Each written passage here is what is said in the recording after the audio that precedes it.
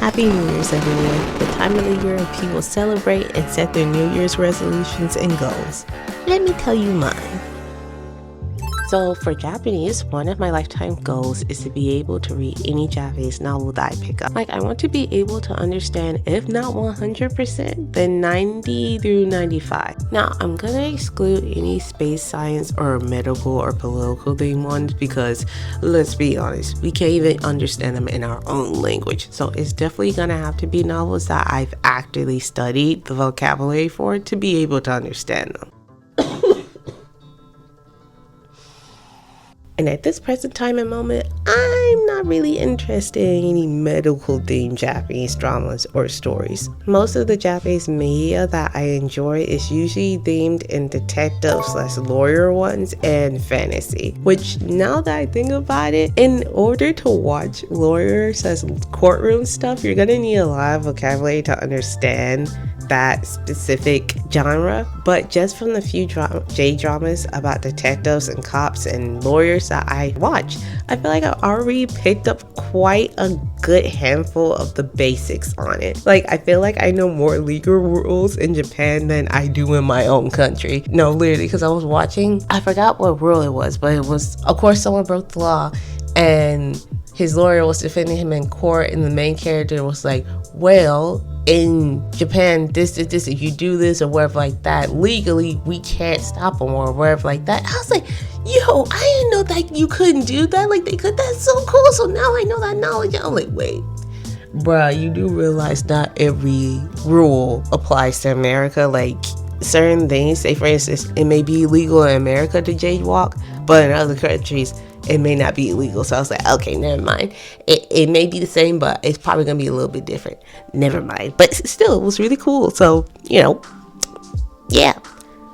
But so for this New Year's resolution, I want to do 100 days of Japanese reading, where I read at least one page of a Japanese novel or story every single day, no matter what, to help to get to that level of 90 through 95% understanding. I know I'm definitely not going, unless by the grace of God, going to reach that 90% understanding in this year. It's gonna probably take me at least another year, but I really want to be able to get to that 70% range by the end of the year, but we'll see. I'm only roughly at a low N2 level / very high N3 level. Also, as a sub goal, but not really the focus, I like to get my listening skills up to par with my understanding. I can understand 70 through 80% of most shows, as long as the Japanese subtitles are on. But as soon as I turn them off, my comprehension plummets to the ground, around to, unfortunately, 30 to 45%. It's very bad. It's so bad. It be making me think I'm stupid or something. I watch a scene and be like, huh?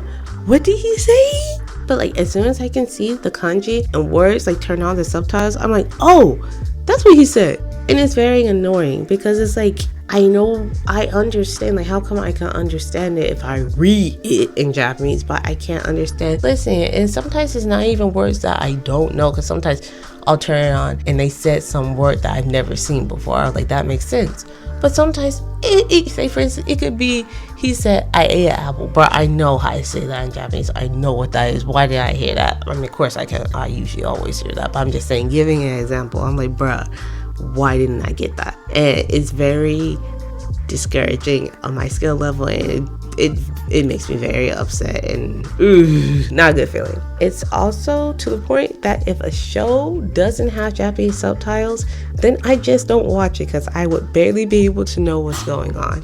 And actively practicing my listening skills is personally so tiring and frustrating that I usually can't go more than 5 minutes at a time, because not only do I get fed up, but a headache too. I really want to just watch Japanese content without fear if there's Japanese subs or not. I just want to watch anything, because honestly, there's a show on Netflix right now, and the audio, they only have the Japanese audio, which is fine with me because I wanted to listen to it in Japanese, but I wanted the Japanese subs there so I could look up any words that I didn't understand. And unfortunately, it's only English subs, so if I'm listening and I'm wondering what did they say, I don't want to turn on the English subtitles, because sometimes the English ones, he could say, use the word I flew, but in English it just says I ran. I'm like, no, what did he say? I want word for word, bar for bar, the actual thing.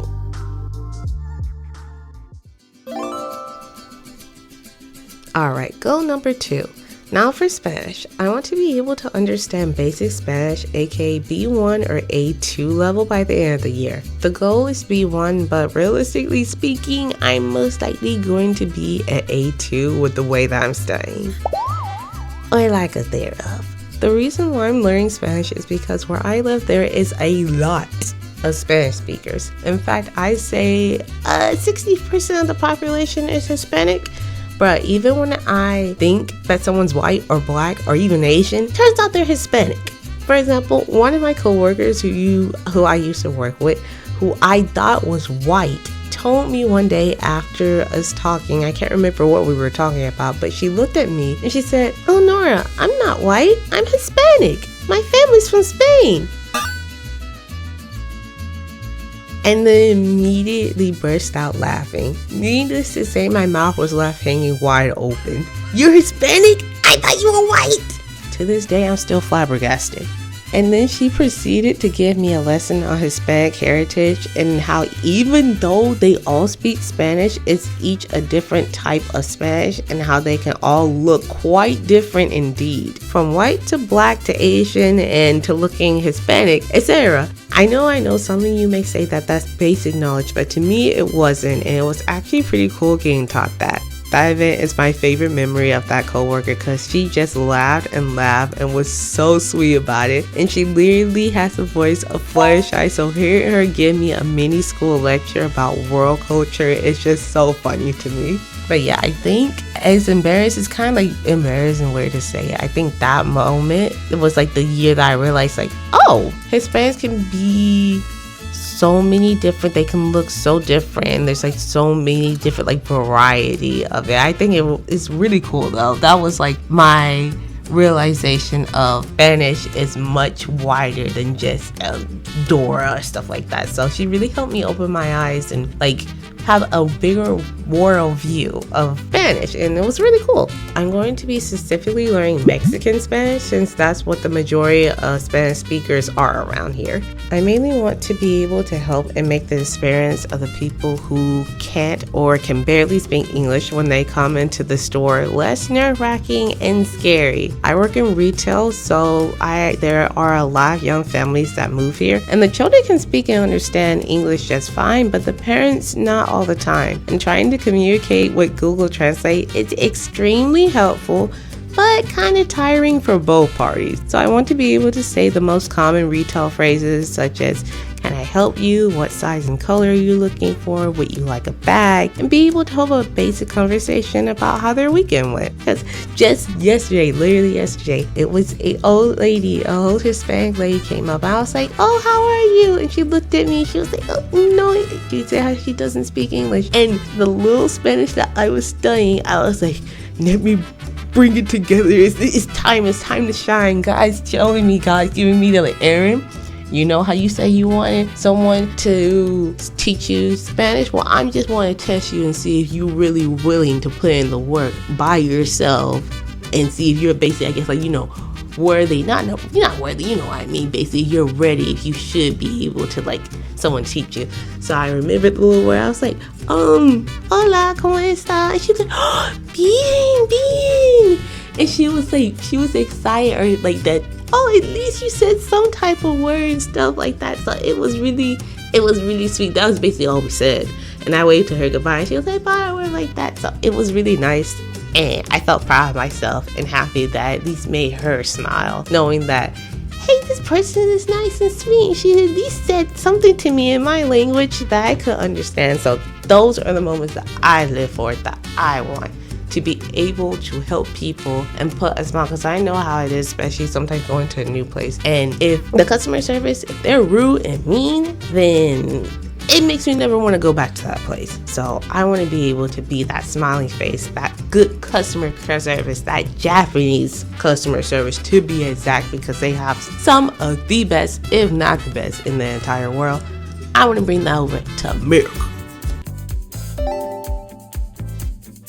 TikTok / Instagram? Well, it's kind of funny now for me to say this because it's literally on the verge of getting banned.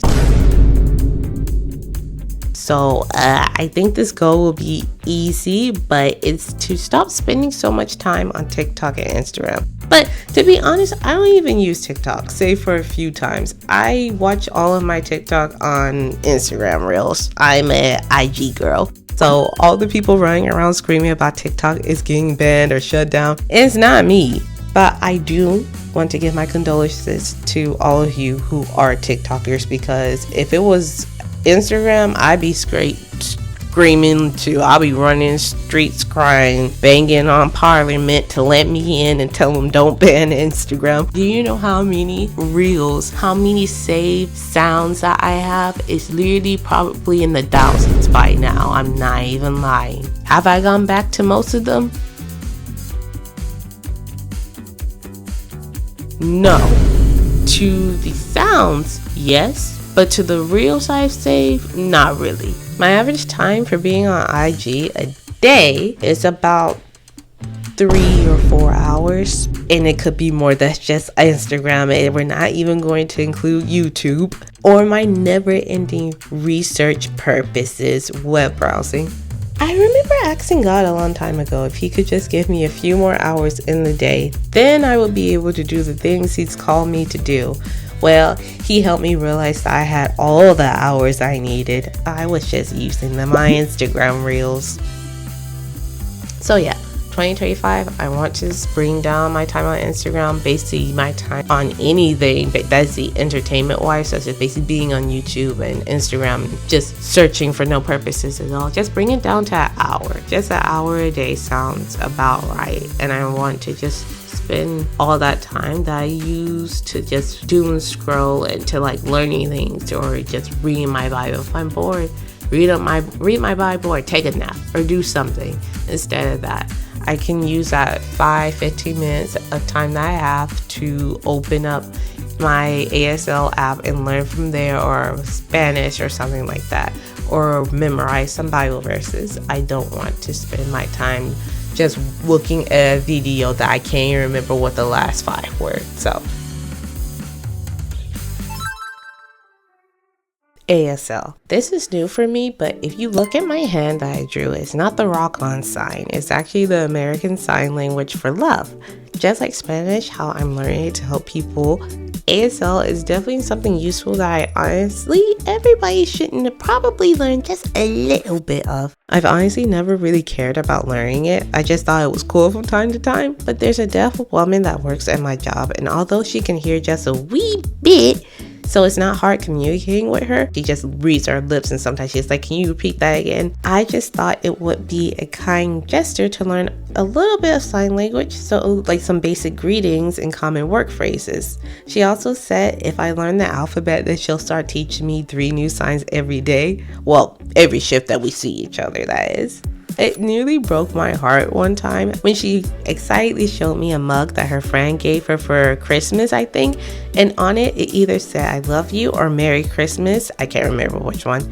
In sign language. And she was just so happy. She looked at me, she said, there's not a lot of representation of us out there. So I just get really excited to see stuff like this. And oh my goodness, bruh, that was so sad. So yeah, seeing her gush over me and my coworkers' horrible attempts at sign language has really helped spark this new skill of wanting to learn sign language in 2025. And that's about all for that. Tell me what your New Year's resolutions are, if you made any this time. I know a lot of people capped out. Not me though. At least not this time. Maybe we'll see how next year is if we make any anyway. But thank you for watching this video, and here's to this new year, and hopefully and prayerfully that we all accomplish our goals this year, or at least get to a good point in that measure. Even if we don't accomplish all of them, that we got closer to doing it, and that we built better and stronger habits. Good habits, not bad. Get rid of the bad and bring in and strengthen the new good ones.